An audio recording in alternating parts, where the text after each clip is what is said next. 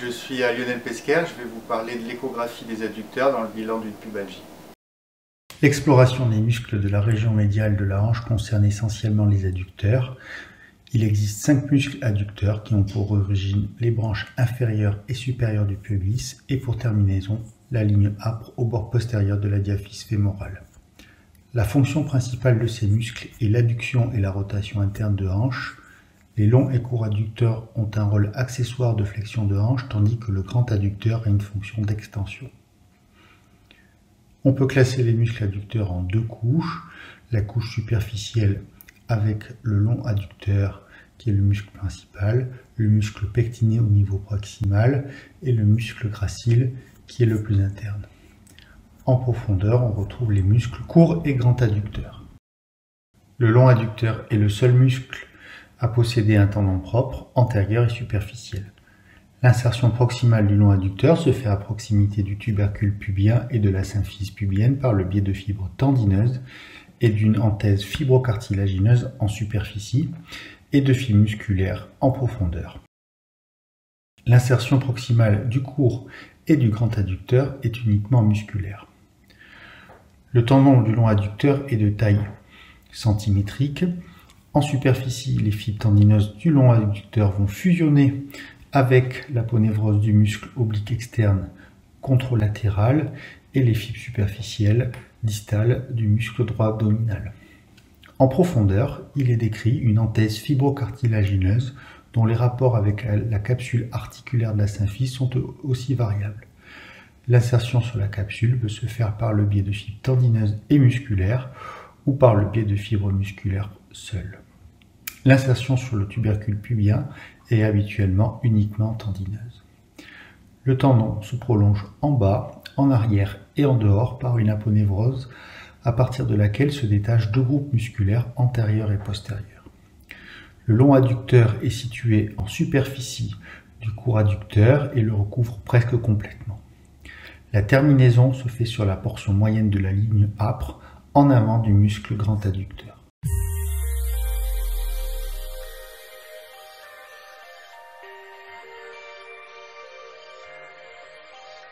L'examen est réalisé en décubitus dorsal, la cuisse légèrement en abduction et rotation externe. On commence par repérer le long adducteur qui est visible par une voussure convexe à la face antéromédiale de la cuisse. On pose la sonde dans un plan axial. On repère le corps musculaire du long adducteur, en dessous duquel chemine le court adducteur, puis le grand adducteur. Donc le long adducteur est le repère principal et le muscle le plus important.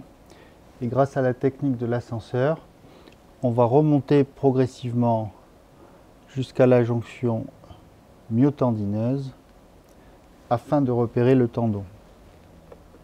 À partir du long adducteur et de sa jonction myotendineuse, toujours en coupe axiale, on va remonter la sonde grâce à la technique de l'ascenseur. On va retrouver le tendon qu'on va observer en coupe axiale et qui est le siège d'artefact d'anisotropie. Une fois qu'on a centré notre sonde sur le tendon, avec une coupe, on oblique la sonde de façon longitudinale pour dégager le tendon dans son grand axe.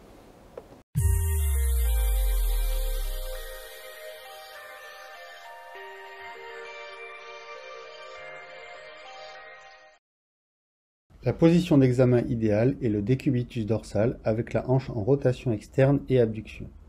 Un support peut être placé sous le genou fléchi du patient pour plus de confort. L'exploration échographique peut être débutée par des coupes axiales au tiers supérieur de la région antéromédiale de la cuisse en identifiant le long adducteur. Il faut poser la sonde au niveau de la voussure complexe que réalise le long adducteur et ensuite réaliser la technique de l'ascenseur.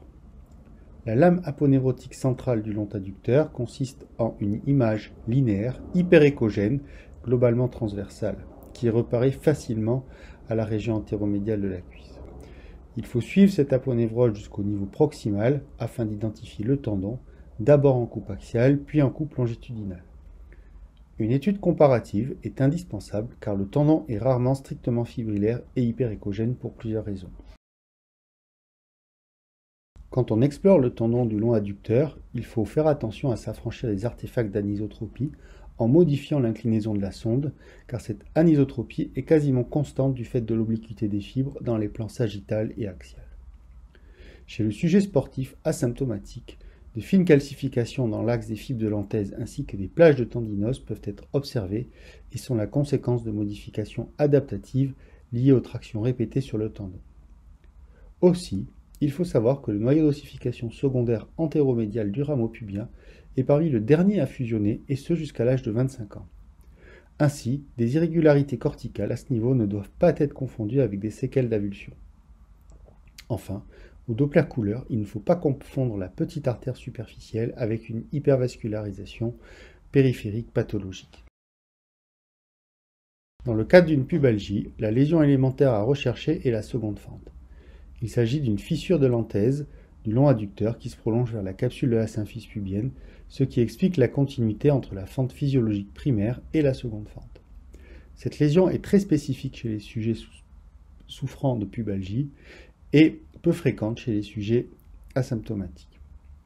Cette seconde fente peut se voir en échographie sous la forme d'une image linéaire anéchollégène à l'anthèse du long adducteur. Néanmoins, dans le cadre d'une pubalgie, l'IRM est l'examen de choix puisqu'il permet d'explorer les causes osseuses et articulaires de pubalgie et d'éliminer un certain nombre de diagnostics différentiels. La seconde fente apparaît ici comme une image linéaire, oblique, en hypersignal T2, en continuité avec l'hypersignal vertical de la fente physiologique primaire.